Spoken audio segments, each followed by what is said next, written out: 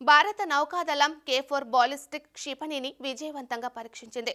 అణు జలాంతర్గామి ఆరిఘాట్ నుంచి ఈ పరీక్ష జరిగింది. ఆరిఘాట్ను 2017లో ప్రారంభించారు. దీని అప్గ్రేడ్ వర్షన్ త్వరలో కమిషన్ చేయనున్నారు. ఆరిఘాట్ జలాంతర్గామి INS అరిహంత్ అప్గ్రేడ్ వర్షన్ విశాఖపట్నంలోని ఇండియన్ నేవీ షిప్ జెల్డింగ్ సెంటర్లో దీన్ని నిర్మించారు. అరిఘాట్లో 3500 కిలోమీటర్ల పరిధి గల K4 క్షిపణులను అమర్చారు. ఈ జలాంతర్గామి బరువు 6000 టన్నులు.